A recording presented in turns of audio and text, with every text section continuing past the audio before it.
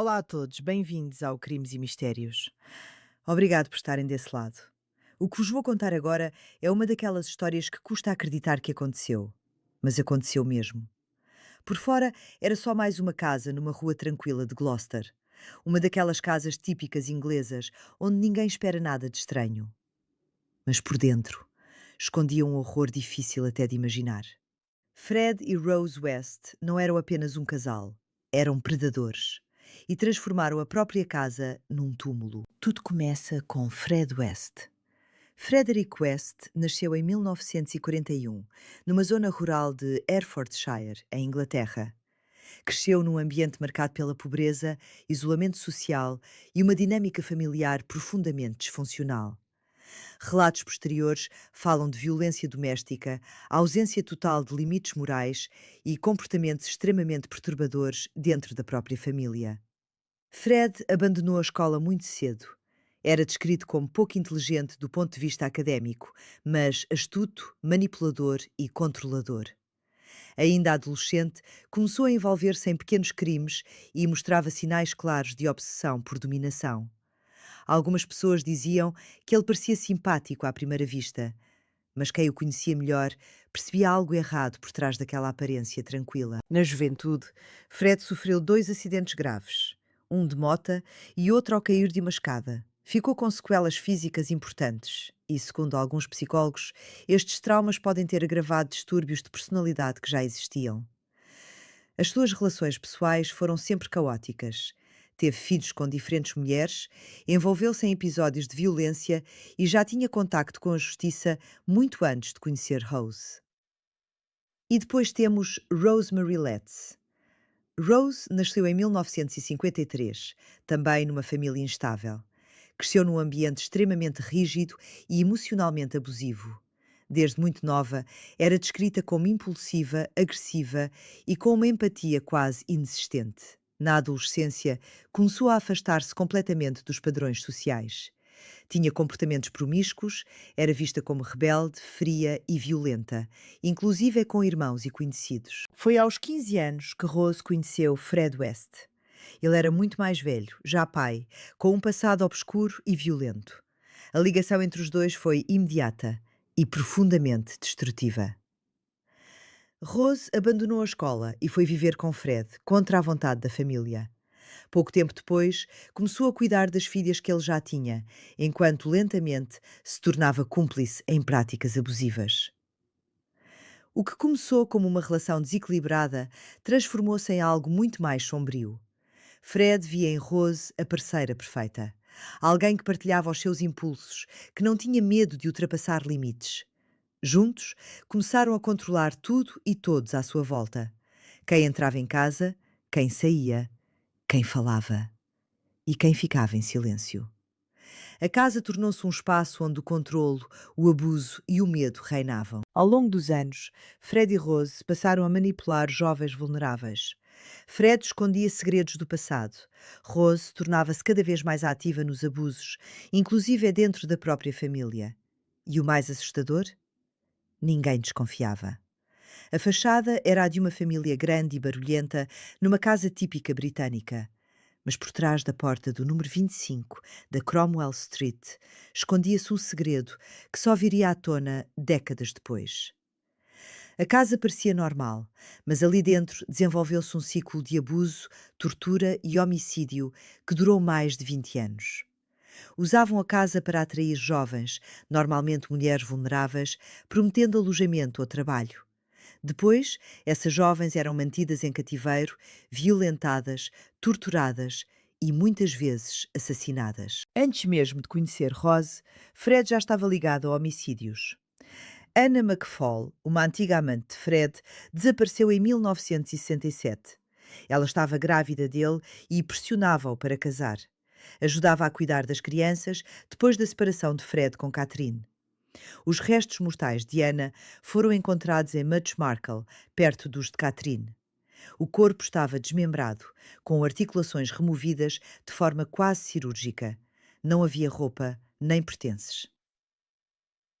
Catherine Costello, a primeira esposa de Fred, desapareceu em 1971.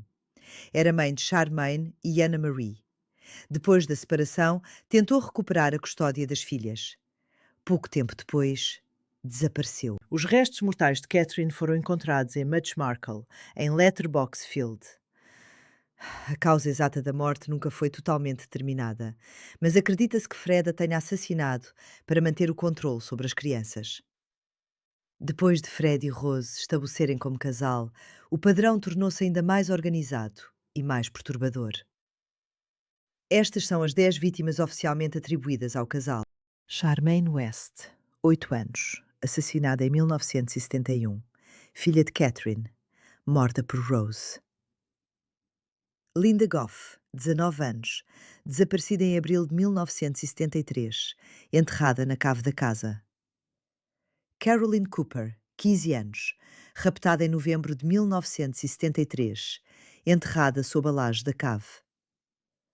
Lucy Partington, 21 anos, estudante universitária, desapareceu em dezembro de 1973. O corpo só foi encontrado em 1994.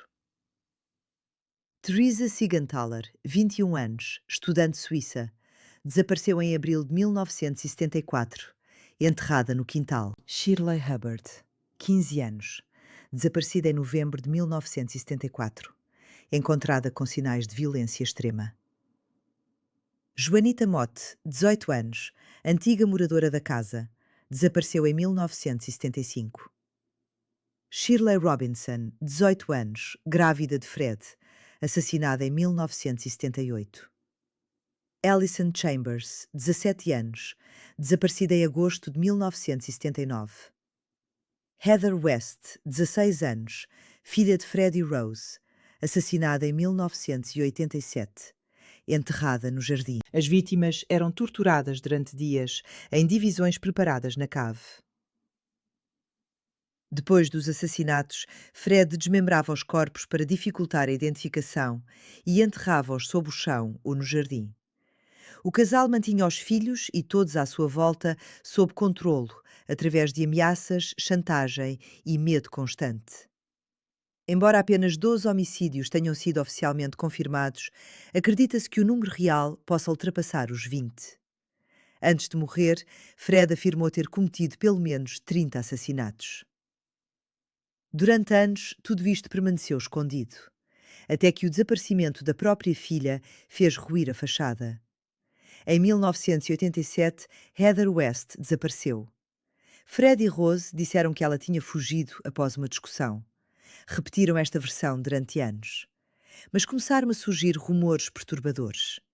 Que Heather estava enterrada no jardim. Que os outros filhos eram ameaçados com a frase: "Se não te portas bem, acabas como a Heather." Foi a insistência dos irmãos que levou a polícia a abrir uma investigação em 1994. A 24 de fevereiro desse ano, começaram as escavações no jardim da casa. O que encontraram foi pior do que qualquer suspeita. Os restos mortais de Heather estavam enterrados sob o pátio. Havia ossos desmembrados, vestígios de cimento fresco e tentativas claras de ocultação. A cave foi escavada de seguida e mais corpos começaram a surgir.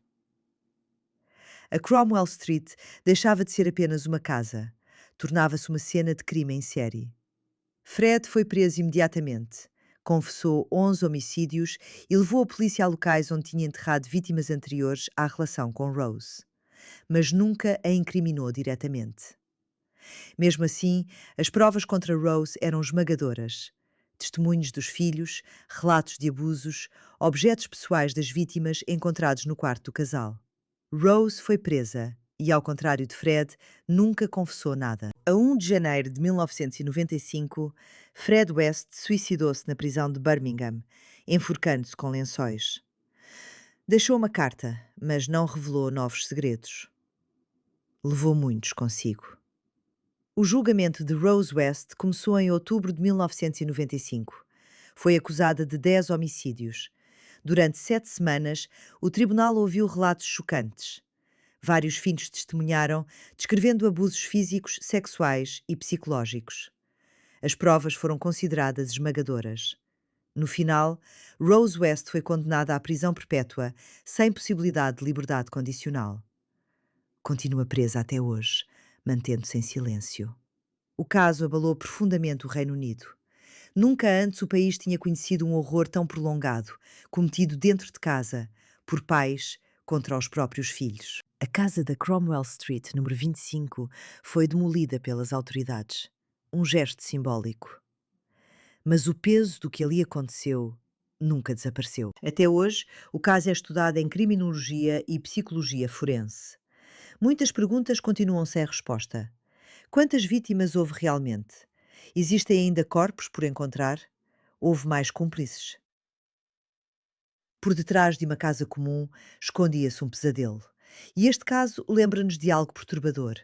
Os maiores horrores podem estar exatamente onde menos esperamos. Se este caso vos tocou, deixem o vosso comentário.